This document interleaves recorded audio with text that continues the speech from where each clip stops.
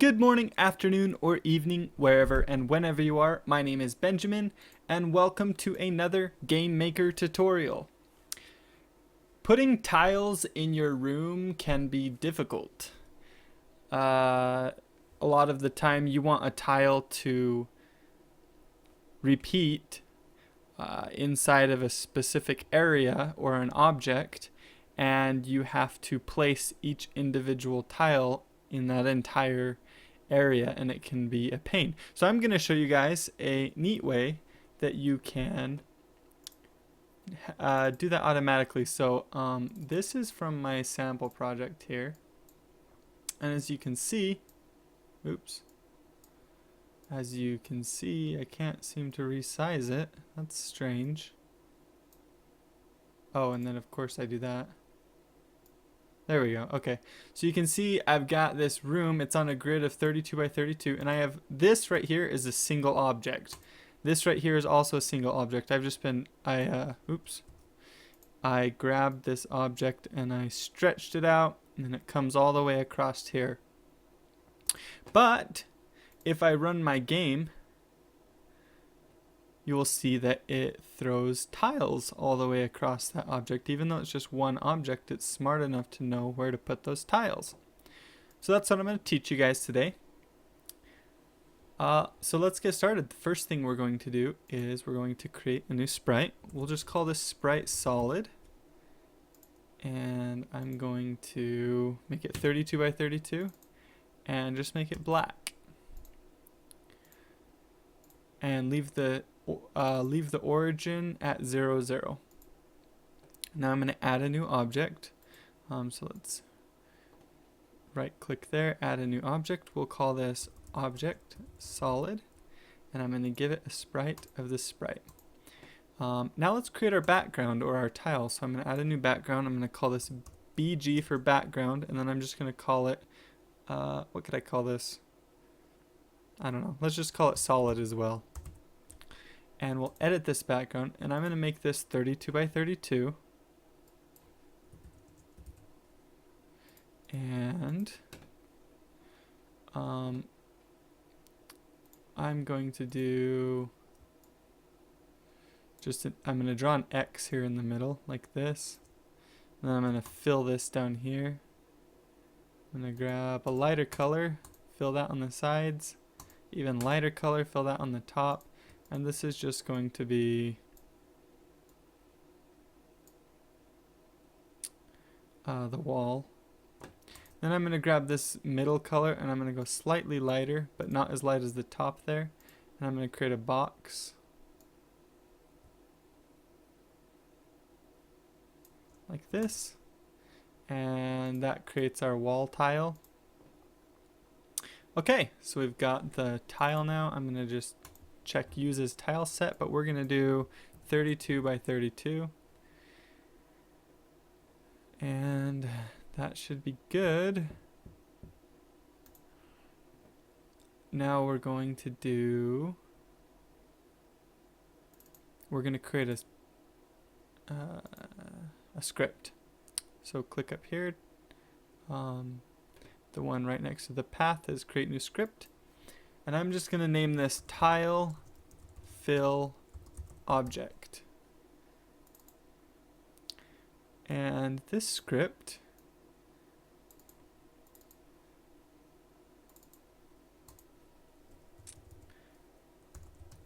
is going to take two arguments. The first one is going to be the object that we want to fill. And that's not necessary, but I'm just making the script more flexible. And being able to pass in the object that we want to use, it makes it more flexible. And then we're going to pass in the tile that we want to use. So the first thing we're going to do is grab those two arguments. So we're going to do var object equals argument 0. Then we're going to do var tile equals argument 1. So we're getting those two arguments as they're passed in and assigning them to temporary local variables. Now we're going to get the width and height of our tile. So let's do var tile width equals background get width and just pass in tile because that's the one we're using. Var tile height equals background get height, pass in tile. There we go. We should be able to get the width and height of our tile now, which in this case is 32, but maybe you're using one that's not 32. Now we're going to do two for loops. We're going to do for, let's see, I'm going to add a space there just to make it easier to read. For var row equals 0. Row is less than object dot image y scale. Because we're passing in the object, we need to do object dot image y scale. And then we're going to do row plus plus. And we're going to put another for loop inside of this. For var column, I'm just going to do col equals 0. Column is less than object dot image x scale. Column plus plus. Now the final thing that we need to do is actually add our tile to the room. And we're going to do tile add. And then the first argument that we pass into this is the tile or the background. Then we're going to do 0, 0 for the left and the top values for that. The width is going to be tile width. The height is going to be tile height. The x is going to be object dot x plus column times tile width. So column is going to be 1 first, and then it's going to be 0 first, and then it's going to be 1. And so we want to multiply that by the tile width, which is 32. So the first time it's going to be 0 times 32 is 0. So we're just going to do object x plus 0, which is just going to be the x position. But the next time around, this is going to be 1, and this is going to be 32. So that's going to be 32.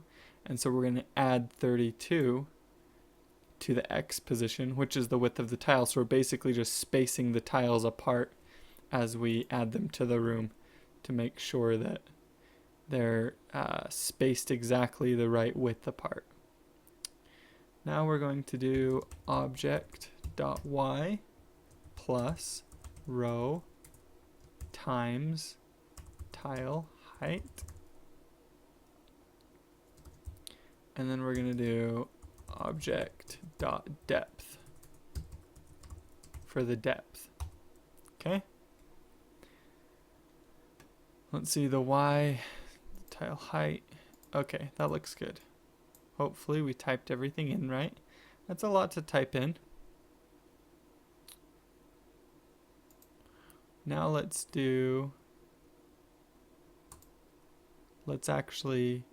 create our room. And I'm just going to make this 640 by 360. Call it room tile test. And I'm going to create some objects in the room and do different sizes around the room so you can see how it works.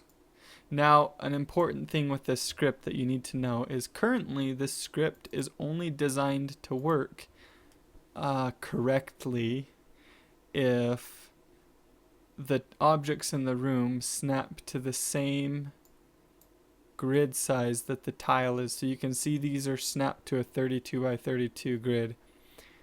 You could try and make it smart so that it would do it no matter what size you were snapping the grid to, but yeah, I didn't do that in this. So you have to have it snapped to a certain size, but that's okay because most games, their tile sets snap to a certain size, and it will automatically adjust for the tile size. So if you have a tile that's 16 by 16, just change your room snap to 16 by 16 as well, and things will work out for you. So let's, if we run the game now, it won't do anything because our object isn't even calling our script. So let's add an event.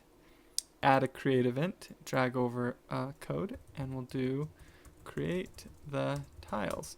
Now we're going to call our script tile fill object. Now the object we're going to pass in is ID because that is the current instance that we are in. That's basically us, whichever object is calling the script. And then we're going to do background solid for the tile.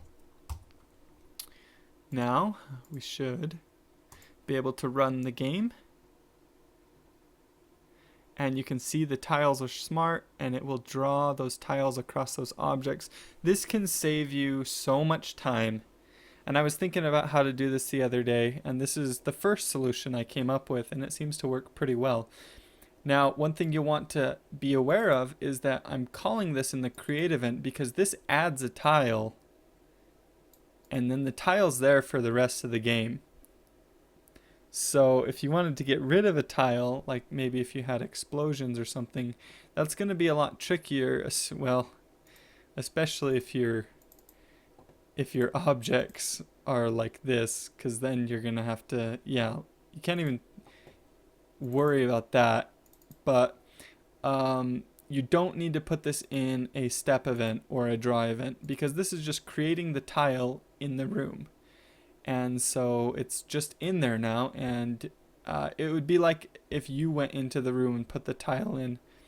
It's just going to be in the room for the entire time you're running the game. So that's why we can put it in the create event. You could even delete the solid object afterwards, I'm pretty sure.